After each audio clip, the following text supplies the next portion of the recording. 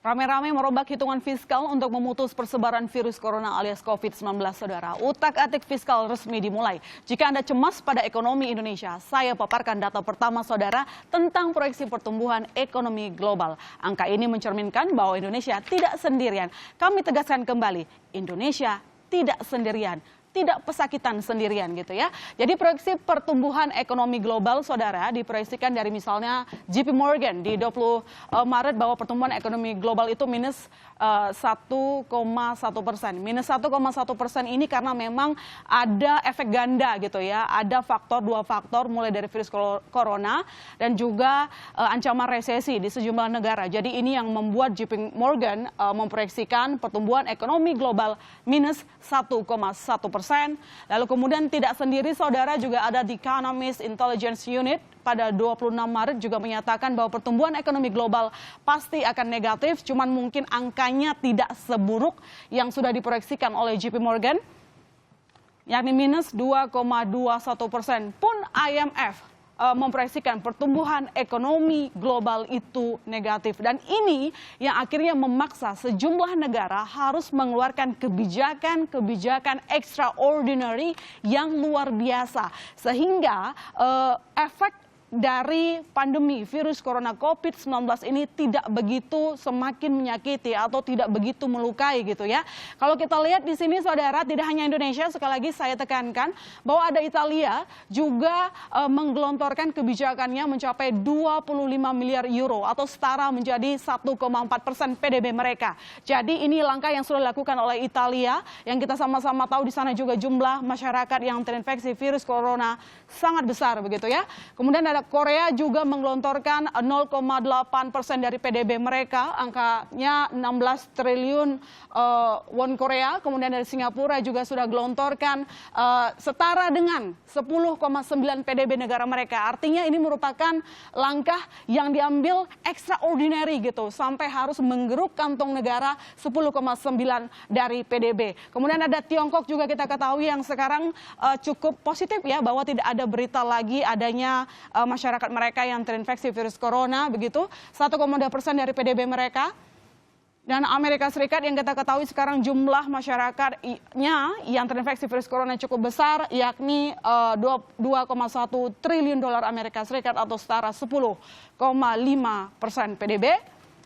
Kemudian Indonesia, saudara, memberikan tambahan lagi stimulusnya gitu ya, menjadi 405 triliun rupiah atau setara dengan 2,3% PDB. Kita ketahui pemerintah juga sudah menyerahkan Perpu ke DPR, yakni untuk mengubah undang-undang sistem keuangan, sehingga nanti ini para regulator di sektor keuangan ini bisa lebih fleksibel untuk menyelamatkan negara. Tetapi yang perlu kita catat di sini, kalaupun fleksibel, harus akuntabel, harus dipastikan tidak ada korupsi di situ. Kita ingatkan dari awal gitu ya, bahwa fleksibel itu harus gitu.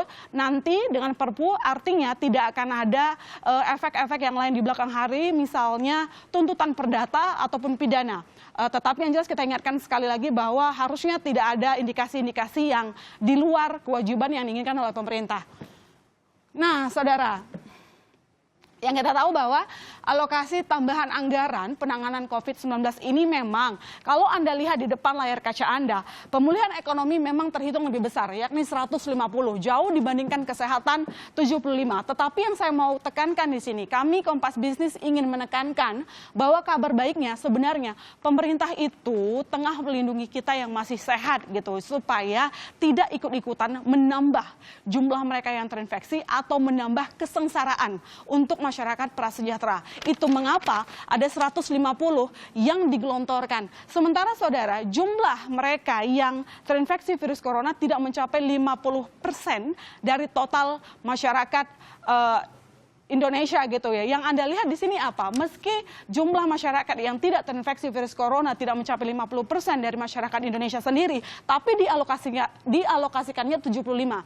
Dan jangan, ini kita sedikit luruskan gitu ya, bukan berarti karena 150 triliun yang digelontorkan untuk ekonomi artinya kok pemerintah ini kayaknya menomorsatukan ekonomi ya, seperti yang saya jelaskan tadi bahwa saudara ini lakukan pemerintah untuk gitu ya, untuk mengurangi efek-efek yang lebih dalam lagi, menyelamatkan kita yang sehat, terutama teman-teman kita, saudara-saudara kita yang prasejahtera gitu. Pertanyaan berikutnya, dari mana uangnya gitu ya? Kalau pertanyaannya dari mana uangnya, yang jelas Menteri Keuangan sudah mengatakan defisit APBN bisa melebar menjadi 5% gitu. Jadi ini dia sekali lagi yang ingin kami terangkan. Meski pemulihan ekonomi lebih besar angkanya, tetapi ya ini semua juga dilakukan agar tidak ada dampak skema terburuk setelah stimulus digelontorkan gitu. Misalnya apa? Di skenario indikator ekonomi misalnya saudara, Anda lihat di layar kaca Anda, pertumbuhan ekonomi itu Indonesia di APBN itu memang 5,3%. Tapi kita punya skema terburuk bahwa pertumbuhan ekonomi bisa saja terkoreksi ataupun jauh di bawah APBN 2,3%.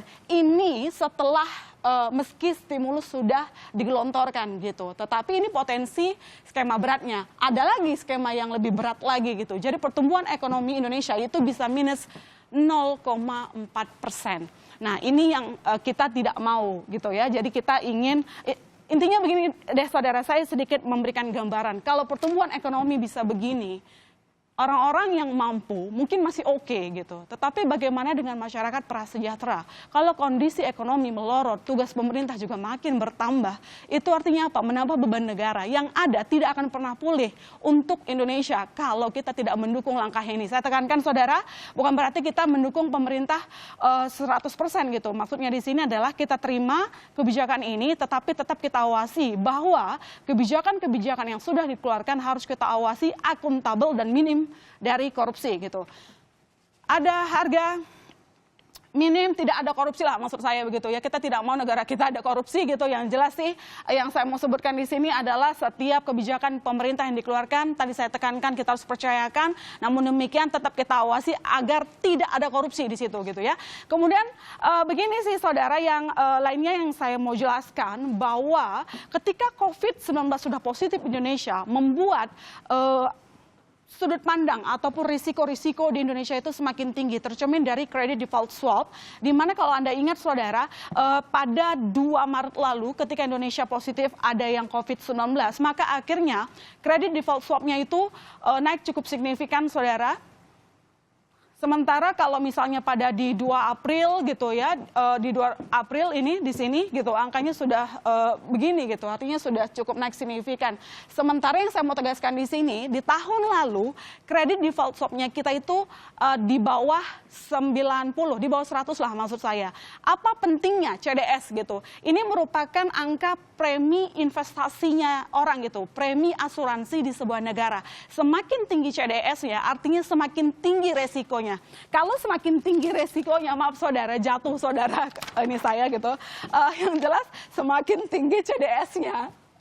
Semakin tinggi CDS-nya, itu tadi iklan sedikit, semakin tinggi CDS-nya artinya semakin tinggi risikonya juga gitu. Tetapi meski CDS-nya ini semakin naik, Bank Indonesia menegaskan bahwa akan habis-habisan menjaga kondisi keuangan pasar Indonesia.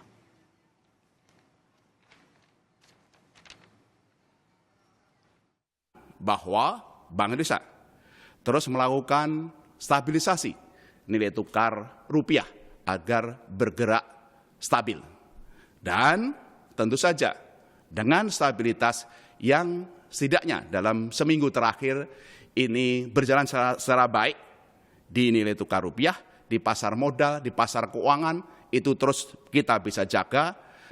Sekali lagi kami memandang bahwa nilai tukar rupiah yang stabilitas yang kita terjaga itu adalah memadai, bahkan cenderung masih under value, bahwa Bank Indonesia akan terus melakukan langkah-langkah stabilisasi nilai tukar rupiah dan dengan confident dari investor, dari pasar yang telah terbangun ada kecenderungan bahwa nilai tukar rupiah tidak hanya bergerak stabil, akan cenderung menguat di akhir tahun nanti mengarah kepada Rp15.000 per dolar.